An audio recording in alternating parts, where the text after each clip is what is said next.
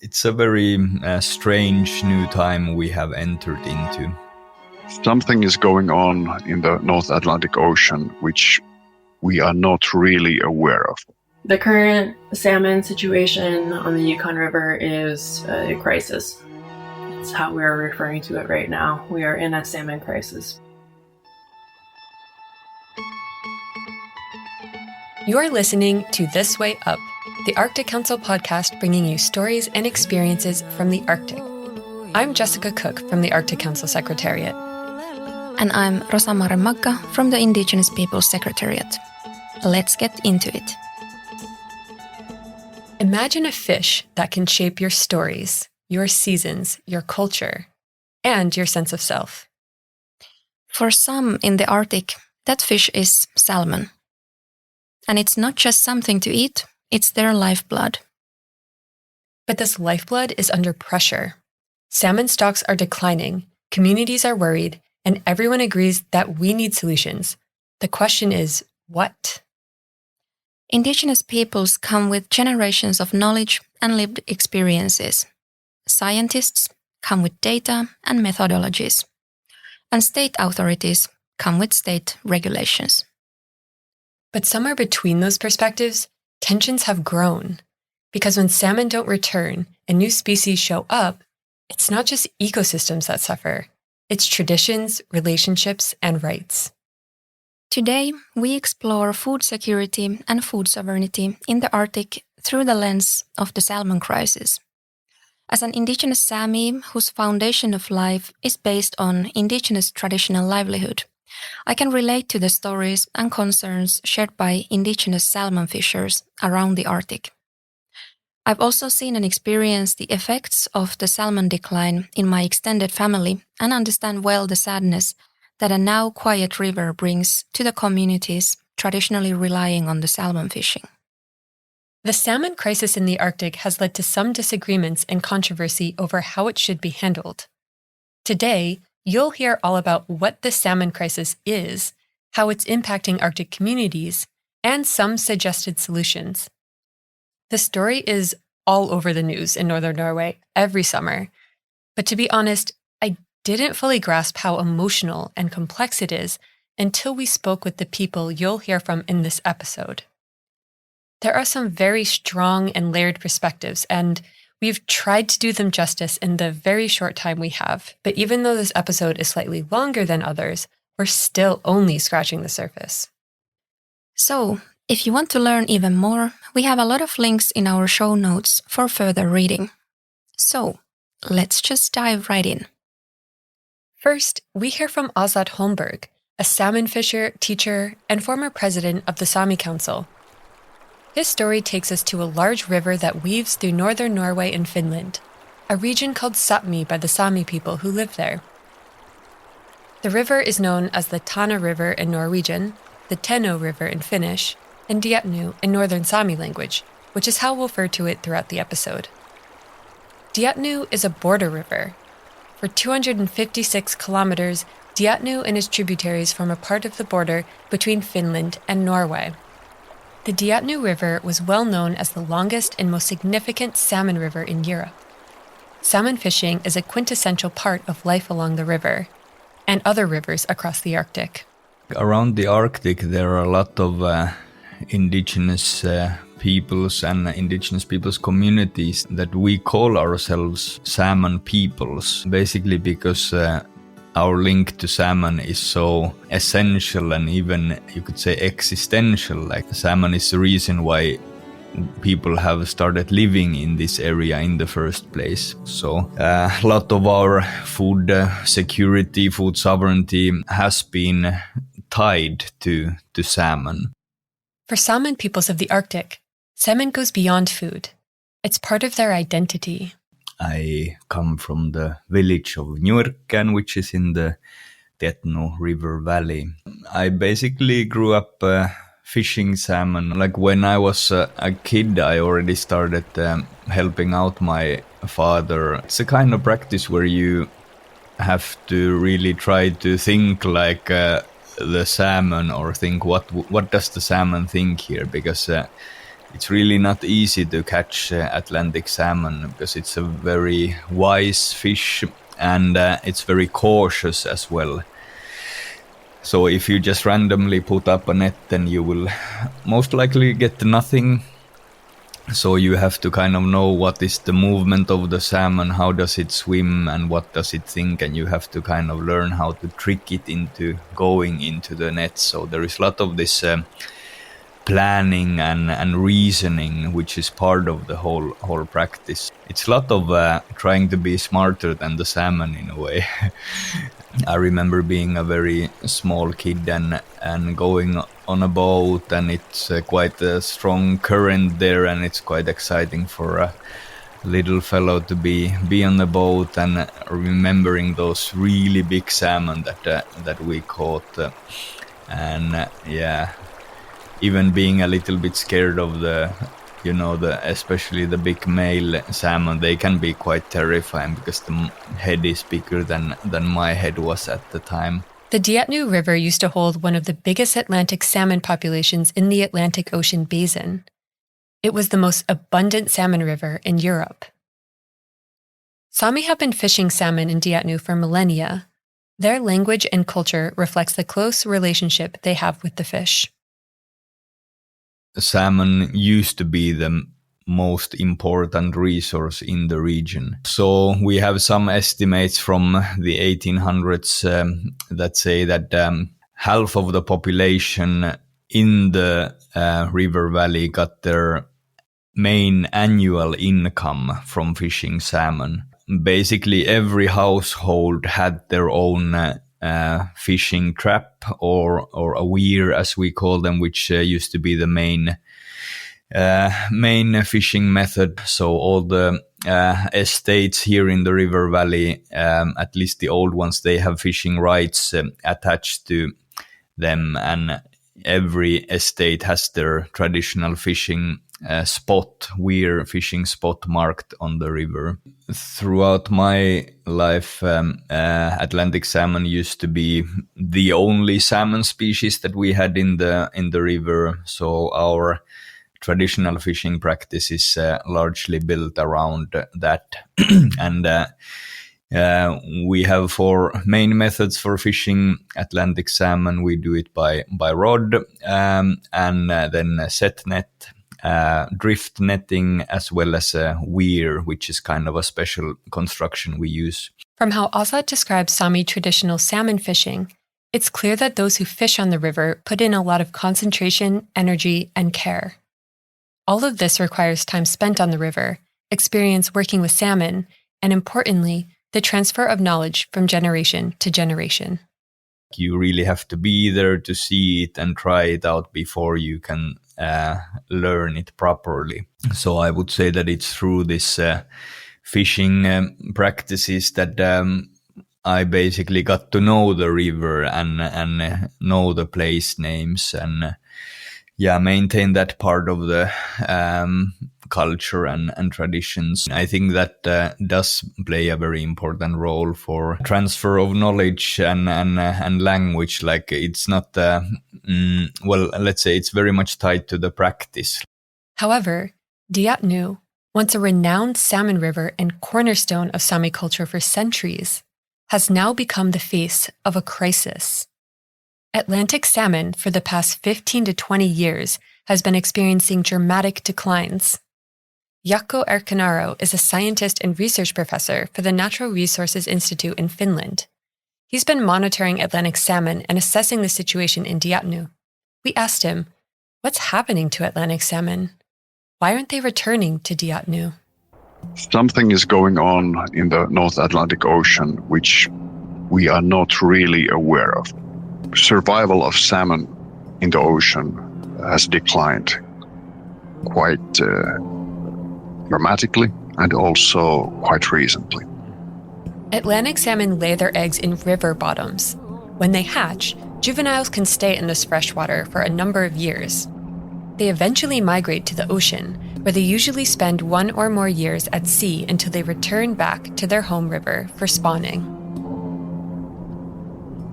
From a number of juveniles migrating to the ocean, few and fewer are actually returning back. The biggest challenge and also the biggest unknown at the moment is the global change. The environmental change, which is especially affecting the ocean at the moment. This is not about direct human impact. This is not about fishing in the ocean, for instance. There are something wider, something larger characteristics in the ocean, in the ecosystems, which are causing this change. And this is the big question at the moment. According to Jaakko, this big question that persists about why Atlantic salmon are declining makes conservation efforts and regulation challenging. There are no quick, administrative ways to change it. There are no decisions that could be made by, let's say, countries or intergovernmental organizations around the Atlantic Ocean, which would change this in short term. So the sad part of all this is that all the managers, all the policymakers can do is actually to close fisheries or do something similar type of things which are not directly the reasons behind the decline. Before 1873, Deatnu was governed locally. Since then, the river has been regulated through bilateral agreements between Norway and Finland. A joint Norwegian-Finnish management group, composed of environmental authorities and local representatives from both countries, has the overall responsibility for coordinating fishing rules, gear use, fishing times, and monitoring. They also have authority to introduce fishing restrictions when necessary to ensure the sustainable management within the framework set by those states. As Atlantic salmon rapidly declined, that's exactly what they did. But these restrictions meant to protect the fish disproportionately affect indigenous fishing, a key component of their livelihoods and food security. During my lifetime, we've had two major events when it comes to regulating fishing in the Deatnu River. So first, in 2017, there were strong restrictions set which put the strongest limitations on traditional Sápmi fishing methods. On some estimates, about 80%. But then, despite those restrictions, we kept seeing a decline in the salmon stocks here. So then in 2021, there was this complete closure of the Atlantic salmon fishery, and that's where we still are today. We have just ended the 5th year of complete ban on Atlantic salmon fishing, and this is the new norm that we have gotten used to. So since then, the river has become very quiet. It's a very strange new time we have entered into. The restrictions on fishing in the river were implemented despite strong opposition from the locals who live and fish on the river. They have argued that there was no substantial involvement of Indigenous peoples when assessing the Deatnu River and deciding these management measures. They therefore see these regulations as a grave violation of their right to self-determination and a threat to the continuation of Sámi culture in Deatnu. We'll get back to how things have developed in the Deatnu River Valley since these regulations were enforced. But first, let's journey to the other side of the Arctic, to Alaska, where we'll learn about the salmon peoples there.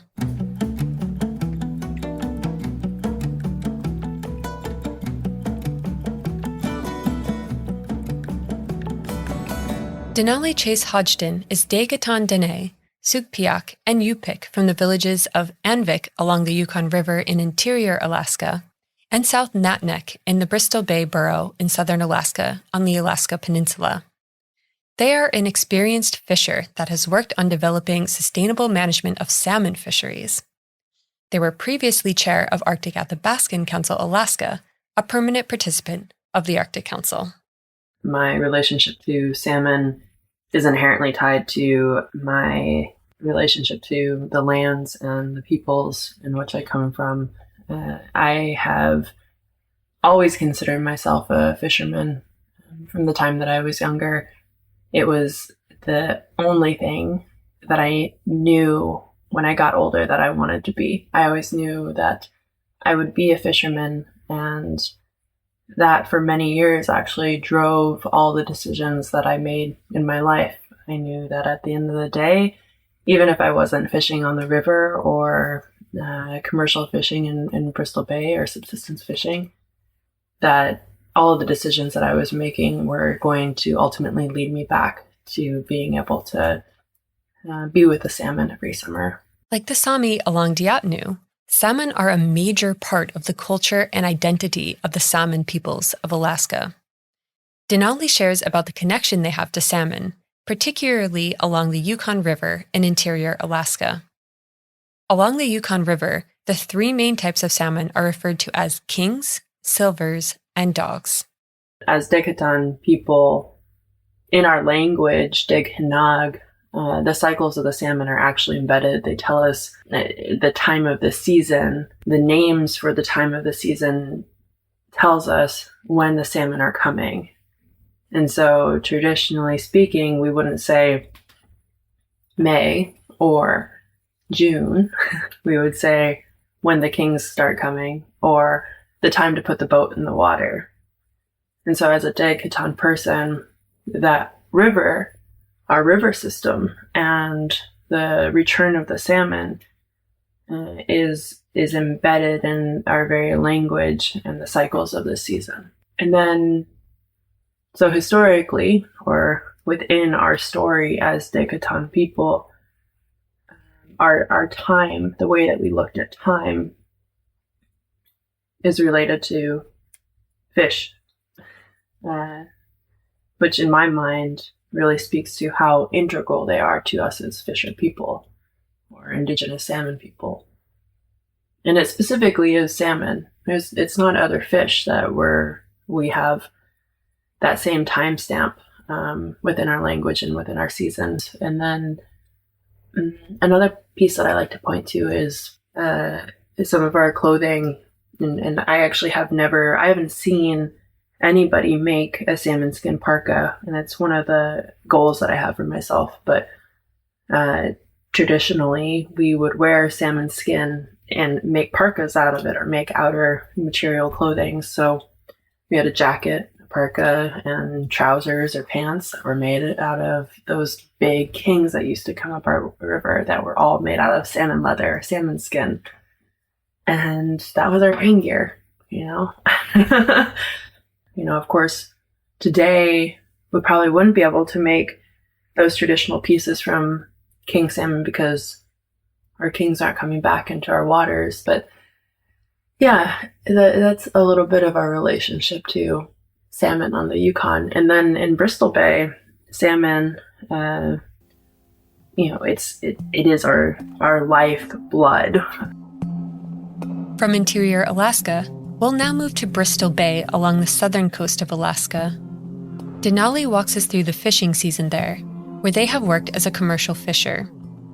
Bristol Bay is home to the world's largest salmon run and the most abundant sockeye salmon fishery in the world. January, I would say, is when fishermen start thinking about the salmon returning. I always say that that's January, February, March, in those early months, you kind of start getting an itch for wanting to fish again. And then come May is when our first kings hit. So we don't have a commercial fishery for the kings. The kings go strictly for subsistence fishing. And subsistence fishing, for those that might not know, is putting away fish for your freezer, putting away fish for your relations, putting away fish that you are going to be eating or somebody is going to be eating that isn't obtained, monetarily. And so, yeah, that process is done with the kings, and it's done in May, beginning of June, whenever the fish hit. And then it's a waiting game. So you're watching the cycle of the tides and seeing, watching the winds and seeing when the right wind is going to be coming in. And when the weather turns fishy, that's when it's time to go. And fishy weather is usually a storm, high winds, rain. You know, the fish really love it when it's raining upstream because I don't know, it smells good. And then they get blown in with the winds, but it gets busy in June, usually the first and second week of June. All of our small communities boom. So you'll go from maybe a community of 100, like 120, like Naknek, and you'll suddenly have 10,000 plus people, cannery workers, crew members, captains, lodges, and tourists coming to fish for the sports fishery. It comes alive and it gets incredibly busy. And so that fishery goes for about 5 to 6 weeks, maybe 4 weeks.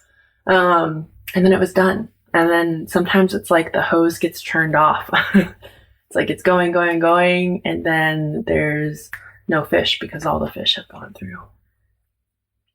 So, and then it's post-season. You get your boat put away, get all your fishing gear put away, and then everybody moves on with their life. The fisheries in Alaska have always gone through cycles of boom and bust. But factors like climate change, rising sea temperatures, bycatch issues, among others, are creating major disruptions for the salmon peoples of Alaska. While Bristol Bay fisheries have been abundant, it's a different story in interior Alaska and the Yukon River. The current salmon situation on the Yukon River is a crisis. That's how we're referring to it right now. We are in a salmon crisis. We are in a state of, of scarcity. And it's because we haven't been able to fish most of our communities haven't been able to fish for the last 5 years. And so the state of the salmon is dire, and our communities won't be able to fish now for another 6. In 2024, there was the implementation of a 7-year moratorium on fishing the Yukon River. And so if people adhere to it, then there won't be any fishing, apart from, I think, a few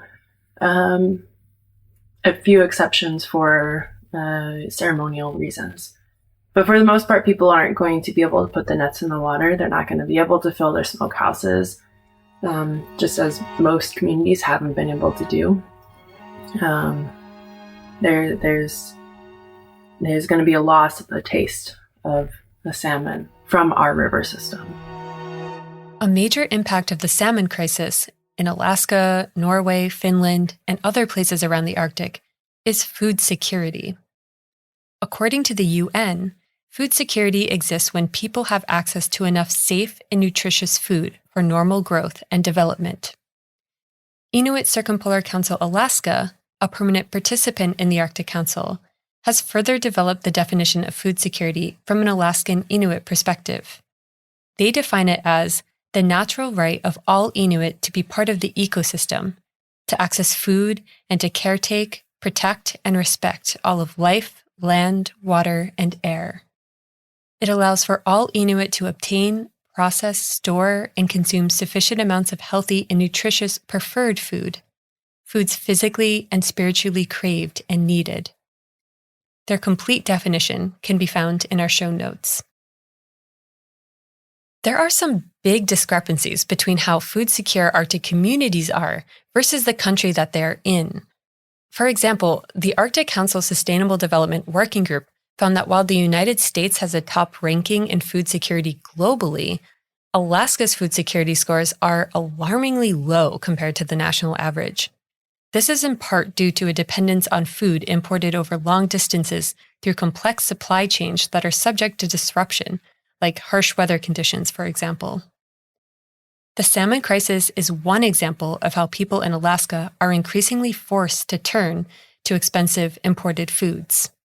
For us, in many ways, salmon, as salmon people, is one of the most sacred things to us, and it is one of the food sources that we're most reliant on in the Arctic in order to survive and get through our winter system.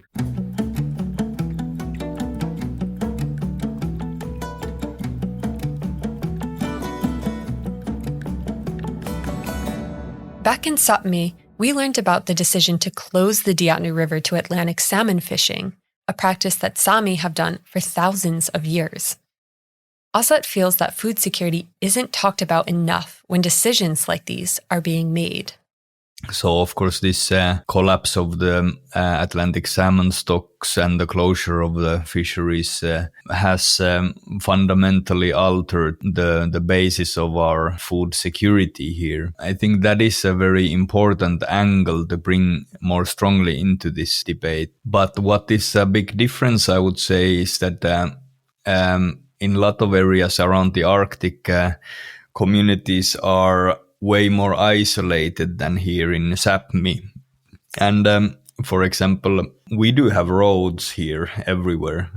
And I can drive with my car to my yard, and then I can drive to the store, and then the trucks can bring the food to the store. And I do think we need to be mindful that things can change. Like if we were to face some kind of exceptional circumstances that would disturb the logistical network in the countries, then we might find ourselves in a similar situation to what now many communities around the Arctic are already facing. So I think because of that, we would need to pay more attention to food security.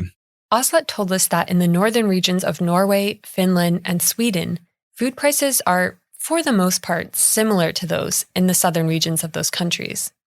But that's not the case for many Arctic communities elsewhere. Denali shared that where they're from, food prices are about 3 to 4 times more expensive than in urban areas. I think the average income is maybe $14,000 per year for an Alaska Native person, which is not enough to live on. So under a cash economy, most of our peoples are in what is considered poverty. And so not only are we facing an issue of people not being able to eat salmon throughout the winter and losing food security because of that, we're seeing it's going to have a large impact, and already has had a large impact on people's pockets. But it's not just about economics and financial strain. And it's also not just about having food on the table. If salmon disappear or leave us, those practices, we won't be able to practice salmon skin leather making. People won't have access to that, to the feeling, the touching, the texture of working with that skin, working with that material. I'm probably one of the last people to learn how to cut and dry and smoke and work on fish on the Yukon River from my generation before the Salmon Crisis really hit. Of course, like, one of the most tangible things is people aren't going to have stuff to eat. Freezers are already going unfilled. Pantries are already not full of cans of salmon. Smokehouses are not burning and letting smoke out in the summertime. And again, it's not just the freezing, it's not just the act or just the smoking, it's the time that it takes and the relationships that are built around the act of actually fishing and of gathering all the tools and the materials, and needing to call up an uncle or an auntie and be like, do I have the time for this tied right? Am I making this net in the way that I need to? How do I do that knot again? So all these like little tiny bits of information that you have to know in order to do the actual act of fishing. And then the act of processing it's not there. And when that's not there, and your entire life surrounds those cycles of the salmon and of that season in your life, who are you? You have to become somebody else, because you have to pick up something else to fill that time. And that compounds with the living with assimilation, living with colonization, and people's mental health right now, we are also in a mental health crisis. We are in a crisis of losing a life way that tells us who we are, that took up time, and allowed us to be in community with one another, and ask for those bonds to be fed every season. So now that the salmon isn't there holding us together, we are seeing increased rates of suicide and of addiction. And so I think that that's part of the reason with salmon that we're trying to remember the ways that we can continue those relationships and still have ceremony. There have been measures to address food security in Alaskan communities suffering from the salmon crisis. There's been some donations that have happened throughout the last few years and one of our tribal consortiums has been really diligent about getting fish to our villages from Bristol Bay and other fisheries, and bringing in fish from those areas. So people haven't been getting Yukon River fish, but fish has been coming into our communities, which has helped a little bit with the food security, not with sovereignty. Food sovereignty goes a step further than food security. It's not just about having food on the shelves or on the table. It's about putting communities in the driver's seat of their own food systems. It's people deciding what they harvest, how they harvest it, and how that food is shared, all in ways that respect their culture, traditions, and the natural resources around them. It's about ownership, identity, and long-term sustainability, not just calories. For Indigenous peoples of the Arctic, food security and food sovereignty go hand in hand. The difference between food security and food sovereignty is that security means that you at least have something to eat on your table. There's something there that's going to fill your nutritional value and fill your stomach. Food sovereignty is when you have access to your own foods that your body knows and that you have a relationship to, that your peoples have had a relationship to for how the length that it takes to build an entire culture around it. And so with the donations that have been coming, our people haven't had that sovereignty. They haven't had the relationship to the actual act of getting that fish. And in many ways, that donation has spurred conversations of, well, this just creates more dependency. We don't want that. And the fish that has come to our communities in the round has allowed for people to do small scale, teachings on how to fillet a fish, and everybody can at least have a little bit of a taste. But even the specific taste of salmon can hold so much meaning. An example of why food sovereignty is important. Our salmon has that taste of place. It's very distinct. There's people on a river, you can taste where a fish is harvested along the Yukon River and know what community it comes from, and sometimes even who has processed and put away that fish. And so when you have donations that are brought to our villages, that those little bits of taste of place are also lost. The loss of salmon doesn't only impact people's food security and sovereignty in isolation, it impacts the entire ecosystem.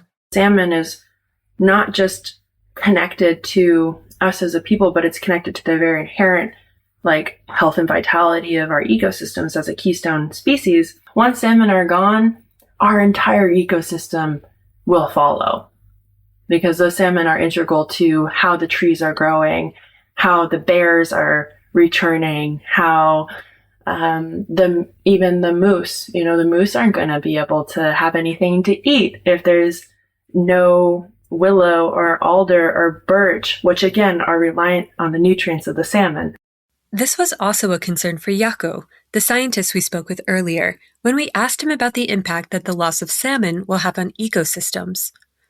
While salmon species in the Pacific, including Alaska, play a larger role in providing nutrients to the ecosystems there, this is also true of Atlantic salmon, although on a somewhat smaller scale. Atlantic salmon populations are an important part of the of the river systems, also from the food web or ecosystem or ecological perspective. So a change in any of the components will affect the ecosystem. For instance, if salmon populations are very abundant, they bring lots of marine-derived nutrients to the ecosystem when they return back from the ocean. They weigh several kilograms, which means that they are like big packages of marine nutrients. Some of them do die, and they are also laying eggs.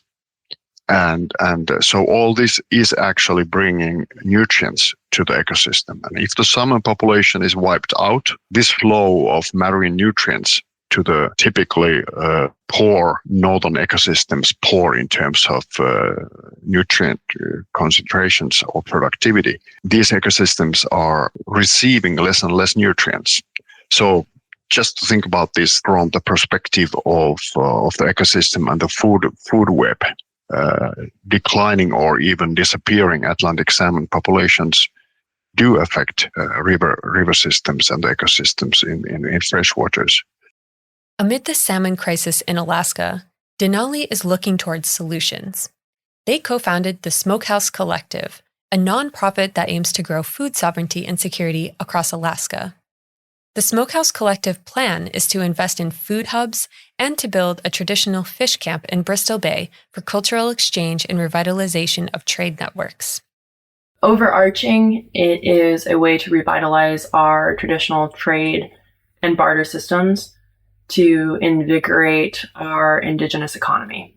Now, if you bring it to a more localized circumstance, the Smokehouse Collective really came out of the need and the desire to find a solution for the crisis that we're facing with the salmon. So it's really this idea of, let's work with what we got. We do have a fishery that is still abundant. We have, it is in Native Peoples lands. It is in Chogyong lands. We have this opportunity to build intertribal relationships with one another. We have this opportunity to do cultural exchange.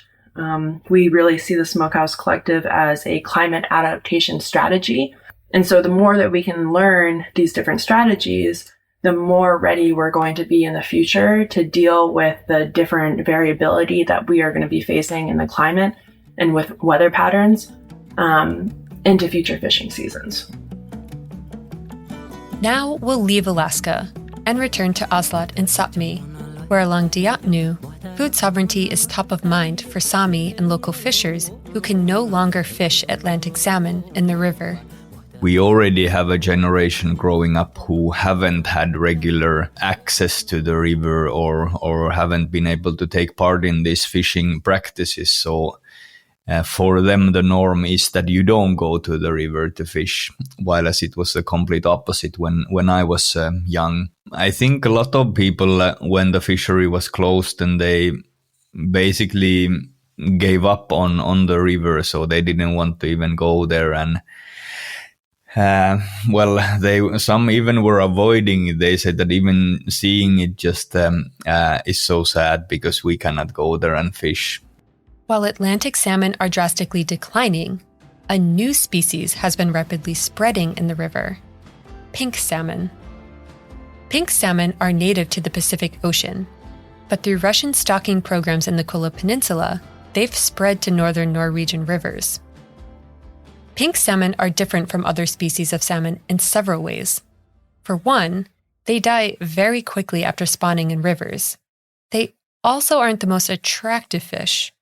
Males develop a characteristic hump on their backs. The number of pink salmon has increased dramatically since 2017. To put it into perspective, in 2017, just over 6,000 pink salmon were caught in Norway.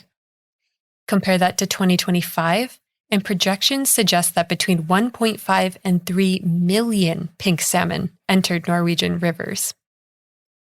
We don't know the exact reason that the pink salmon population is booming, but analyses show that rising sea temperatures in the Arctic likely play a role. As Atlantic salmon continue to decline, Åslat sees the rise in pink salmon as an opportunity in Deatnu River Valley.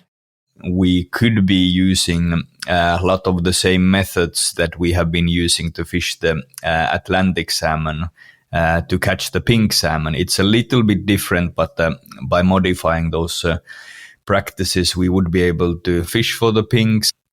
It is really an opening for us, a way to sustainably practice our traditions in the river. And while it is a new species, then I would argue that the Sámi tradition has always been to use those species that are the most abundant. So we have always been adapting to the conditions in the river as well. As I see now, we should be able to start making use of this pink salmon, which is of course very different kind of salmon to the Atlantic salmon. But now the biggest challenge regarding our ability to learn how to use the pink salmon is related to how Norway has adopted a very different kind of policy for this. Pink salmon is an invasive alien species in Norway. According to the Norwegian Environment Agency, pink salmon are a high risk to the environment, as it's believed that they can spread disease and become very abundant, disturbing the ecological balance.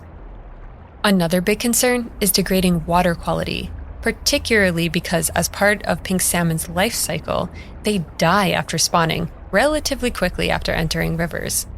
So when they die in these large numbers, it can lead to a big sum of dead, rotting fish in the river that can impact the ecosystem. And, as you can probably imagine, create a pretty big pollution problem. Remember that Deatnu is a border river between Norway and Finland. But because pink salmon enters Deatnu through Norwegian waters, it's Norway's responsibility to manage it according to law. Norway's strategy is to try and eliminate it from its waters.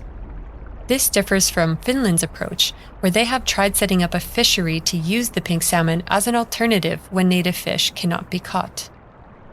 In an email, the Norwegian Environment Agency told us that this fishery is too little to reduce the number of pink salmon, and that the protected Atlantic salmon frequently end up as bycatch in traditional fishing gear, such as nets.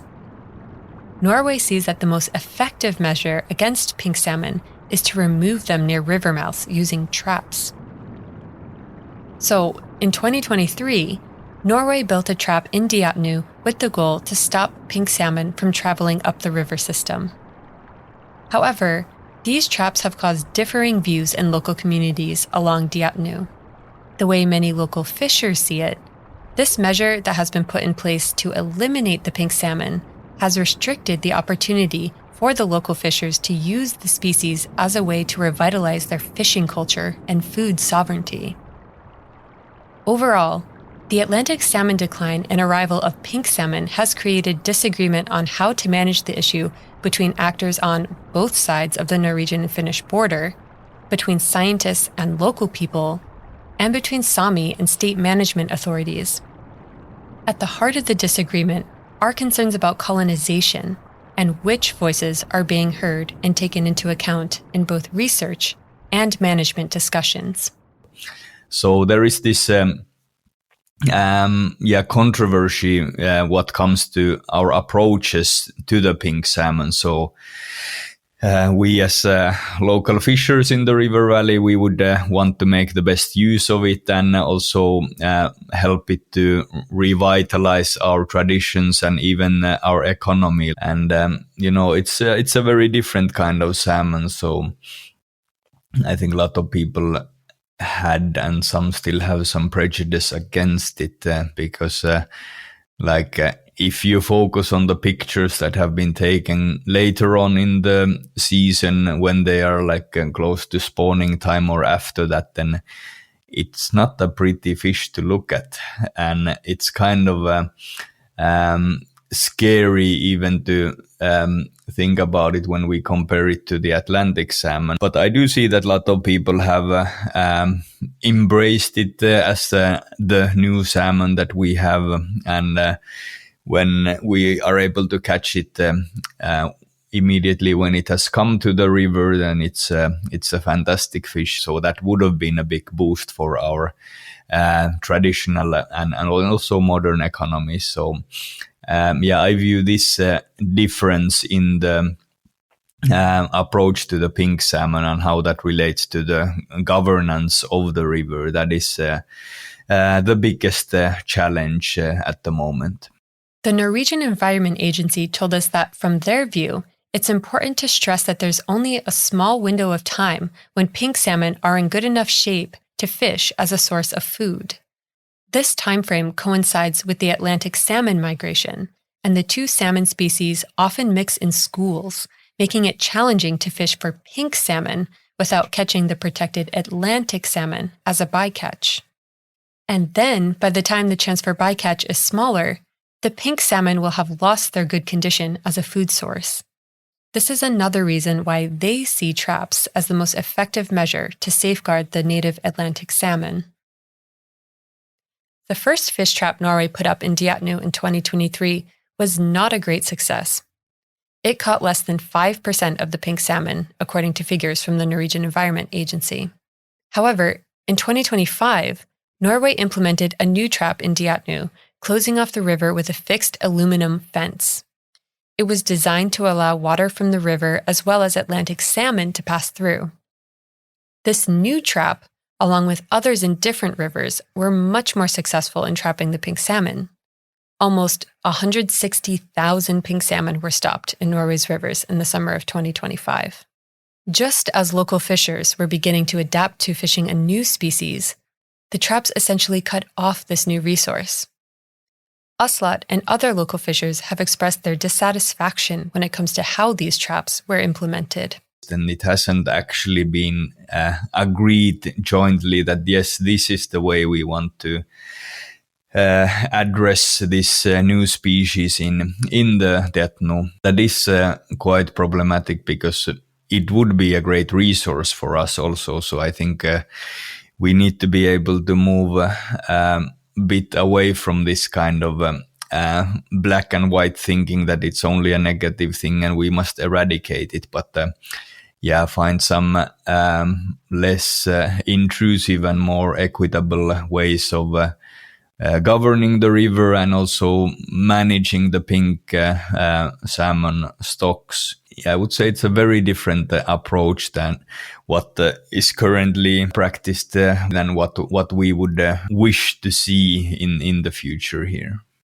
To address the differing opinions that arose from the decline of Atlantic salmon, the Norwegian Environment Agency and Sápmi Parliament funded a series of peace dialogues. 4 joint dialogue sessions and individual conversations with the different actors were organized in 2023 to try and build understanding and trust amongst the different parties involved. It was acknowledged that dialogue is only a first step, and that by nature, it's a very slow process.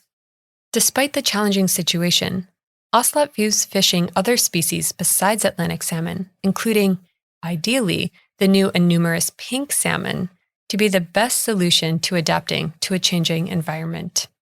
I think the overall picture is that the status of the Atlantic salmon is so concerning that at least going back to anything what we used to have doesn't seem like a possible future that I envision at this time. So I'm much more looking into like how can we protect the Atlantic salmon and perhaps with a very cautious approach harvest relatively small numbers of it just to preserve the tradition and the connection to that species.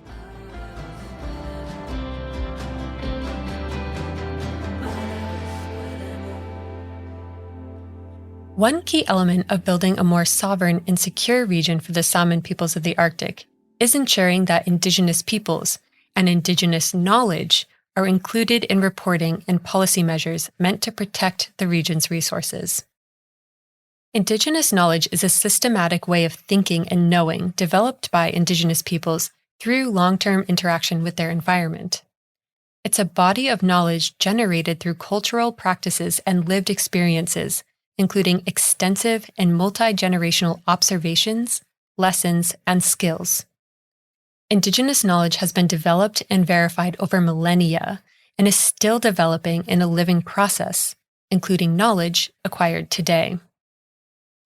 Aslak hopes to see improvement in how Indigenous knowledge is included in official reporting and recommendations regarding Deatnu.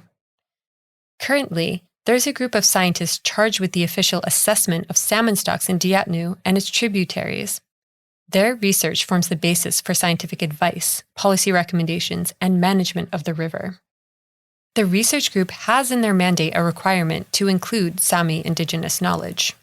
I'm sure they can give some examples of how Sámi knowledge has been used, but I would argue that it has never been systematic. Technically, we don't have any structure for that in place. So I think that is what is missing here. Like, you cannot really expect for biologists to become experts of Indigenous knowledge. Asa points out a systemic issue with how Indigenous knowledge is included in research. This goes far beyond the assessment work of Deatnu and is a conversation in the research community more broadly. While working with Indigenous knowledge is not part of the training in becoming a scientist, Jaakko, who is one of the biologists leading the assessment work of Deatnu, has told us that the co-creation of knowledge, so utilizing both Western science and Indigenous knowledge, is a priority in Deatnu assessments, but it's also something that he thinks could be improved. It could involve more local views. It could involve more local and traditional knowledge, and the integration of different knowings could definitely be improved and done in a better way. But the basic structure is there and has been there for quite some time. And I think it has improved recently so that there's more involvement of the different interest groups and stakeholders and fishing right holders and so on. But it can certainly be improved. Science and Indigenous knowledge have been seen as completely different disciplines that haven't gone hand in hand. I mean, often scientific reports don't include Indigenous knowledge, or it might just be a separate chapter. While both Western science and Indigenous knowledge include observations and data collection, they do differ in several ways. For example, Indigenous knowledge takes a more holistic look at ecosystems, while science tends to look at subjects individually, isolating study targets from their surroundings. But with the big challenges we face in a changing Arctic, it's clear that in order to have the most relevant and comprehensive information, we need Indigenous knowledge and Western science to come together, also known as the co-production of knowledge. Bringing Indigenous knowledge and Western science together is the approach that the Arctic Council has taken in assessing concerns of the salmon peoples of the Arctic. In a project under the Conservation of Arctic Flora and Fauna Working Group, Indigenous salmon peoples are co-producing a report on select river systems together with natural and social scientists, as well as regulatory agencies. The co-production of knowledge is highly valued in the Arctic Council, and one area working groups are seeking to grow. However, a challenge that persists in many cases is that there's rarely systemic ways to include Indigenous knowledge in scientific research, and a lack of training on how to do so. As we heard, the research group in charge of the official Deatnu assessments does include Indigenous knowledge, but according to Aslak, the way in which it's done highlights a bigger problem that goes beyond these specific assessments. It's an example of why co-producing reports is challenging on a broad scale. They have actually had parts in the reports where they do address issues that Sámi knowledge holders have been raising. But they do address them individually. So one by one, they look at these concerns and they look at it through their own lens and through their own methods. So I think that, they don't have a practice of looking into the basically the whole knowledge system and what it how it holistically explains the situation of salmon and the diversity of factors impacting salmon. So I have criticized that it's a very fragmented approach to Indigenous knowledge, and while let's say, a biologist can have a lot of knowledge about salmon and can have many methods to do research on the status and trends of salmon stocks, then they are not educated in indigenous knowledge or working with indigenous knowledge. So it is a very different knowledge system. So I think that is a big problem in the current approach, that we are expecting biologists to be experts in indigenous knowledge. The assessments of Deatnu inform policies designed to protect the river and declining species like Atlantic salmon. But when management is reduced to numbers and a river is closed to fishing, the impact goes further than just an attempt to conserve a fish. A food is removed from a plate, from a pellet that shaped generations. Traditions that have defined a culture are stopped. A river, once bustling with boats, neighbors and family, is silent. The issues facing Deatnu are not black and white, and the solutions shouldn't be either. This is one reason why Indigenous knowledge is vital to include in these assessments. In Jaakko's opinion, this is true particularly in qualitative parts of the assessments. If I'm really thinking of the basic assessment, that is counting fish, how many fish are migrating into different rivers or different areas of the catchment, how many are caught, how many survived to spawning. In that very basic assessment, the role of indigenous knowledge might not be that big, because that is basically very simple work of counting and assessing and estimating the spawning populations.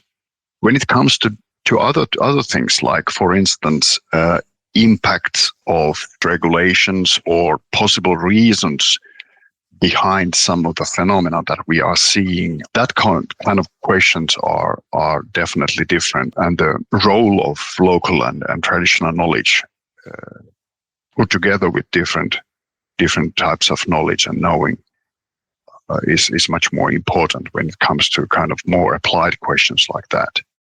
Indigenous peoples have argued that Indigenous knowledge should also be included in quantitative assessments. For example, working with scientists on where and when to count fish on the river that their peoples have been fishing and know so well. To that point, Jaakko also shared with us a project he is working on called Rikkosal that is exploring possibilities of integrating Indigenous knowledge and science into a quantitative modeling framework to improve salmon stock assessments. In another example, he shares a practical project where researchers and local fishers work together to find new fishing methods.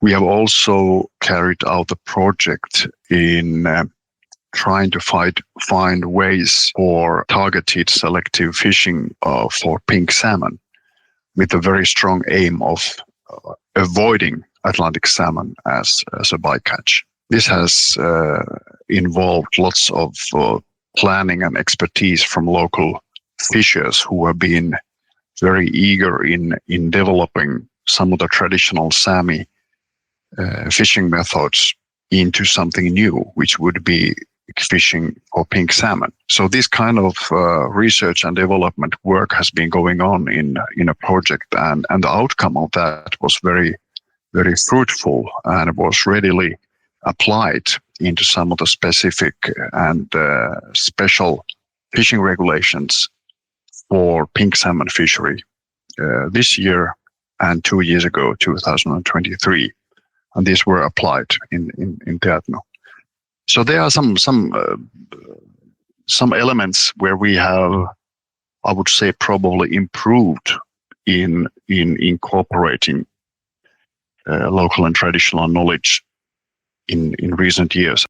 One goal of these projects has been to improve collaboration between researchers and local people, building trust. According to Aslak, trust has been an issue that needs to be addressed.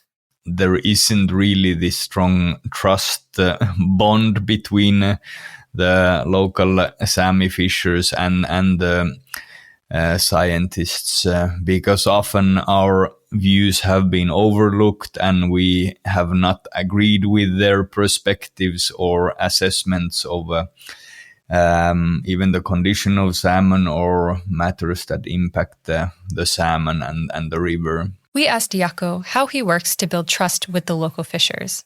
For him, building trust with the locals is personal and has been a priority. I've been working on these topics for 40 years now. I lived with my family in the Deatnu Valley for almost the 90s. One of the basic elements is to meet people, talk to people, listen to people, try to find ways to collaborate, exchange information, exchange experiences.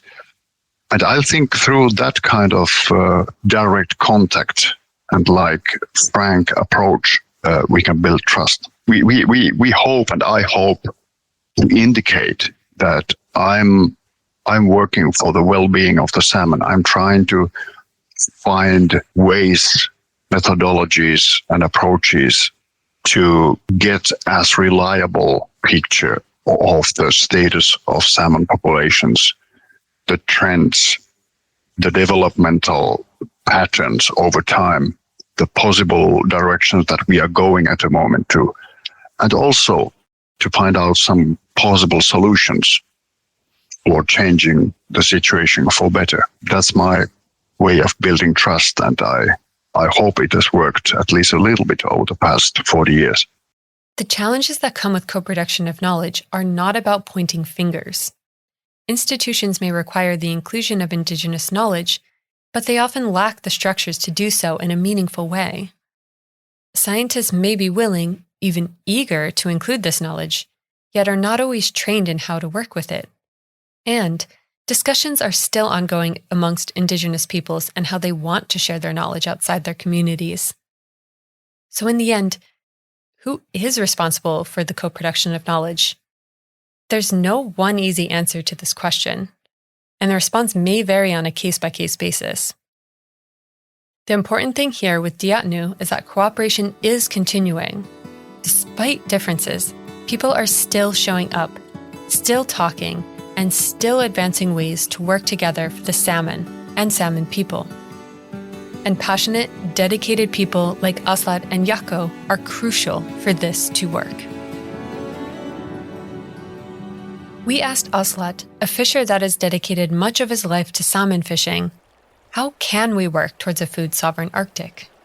The only way of doing that is through respecting our rights, and it is the Sápmi in the river valley who have been fishing salmon here and also managing the salmon fishing long before the states and state authorities came here. So the reality of the rapidly changing Arctic does call for a more quickly paced governance system that would also need to lean more towards local decision making and Indigenous knowledge being respected in that process. So working towards a solution that would bring the governance away from the capitals to the local level. I think that is the only way forward, where you can respect Sápmi human rights and the right to self-determination,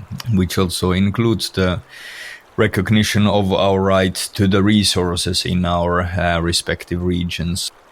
Regarding food security and sovereignty, Aslak is still hopeful that pink salmon will offer a solution.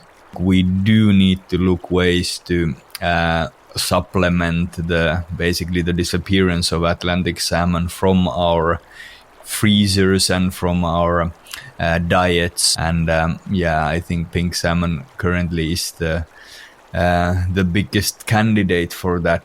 I mean, there is still a lot to learn since we don't have that long history with it. So I think we could learn a lot from other Indigenous peoples across the Arctic, where it's a native species. So different methods of processing it and storing it, and even harvesting it. So I do see a lot of potential in that. We need to focus on what is actually doing well in our ecosystems, and what are even the species that are benefiting from the huge changes that we are experiencing in the Arctic due to climate change.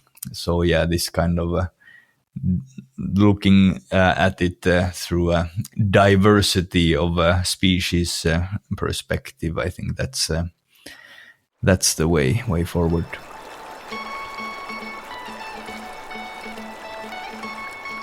I came into this story from the outside.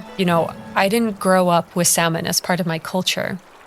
And I think without having listened to Aaslat and Denali, I wouldn't have been able to fully grasp or understand the weight that this crisis carries for the salmon peoples of the Arctic. I think this just shows how important local voices are. They understand the land and livelihoods of their communities in ways that no one else can. And when decisions are made about their food and their livelihoods and their culture, their voices need to be at the center. I think the points raised on the importance of inclusion of Indigenous peoples' knowledge in research and governance are central. It's also important to talk about the salmon decline internationally and learn from each other. I hadn't really thought that the salmon decline is in such a catastrophic magnitude until I got to follow more on the international Indigenous salmon peoples' work and work with this episode theme. The salmon decline has caused a crisis in many parts of the Arctic in regards of food security, biodiversity, but also the continuation of the traditional livelihoods and transfer of traditional practices, skills, and knowledge. For me, an Indigenous person, crises are unfortunately nothing new, and they hit hard those that are the most dependent on the land and waters. But you often want to try to think of the solutions. It's been so inspiring to follow and learn how Indigenous fishers here in Sápmi want to try to find solutions and learn from Indigenous fishers, for example from Alaska, on how to utilize species that are new here but familiar there. I think that captures the resilience and adaptability that we share and Indigenous livelihoods have.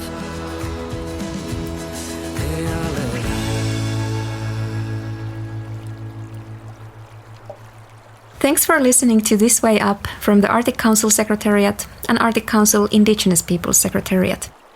This episode was hosted by Jessica Cook and Rosamare Magga. It was produced and written by Jessica Cook and Rosamare Magga, with editing by Anja Salo, Minetta Westerlund, and Linda Lubert Christiansen. The music in this episode is by Emil Carlsen, used with permission. Sound design by Bodeog Studios.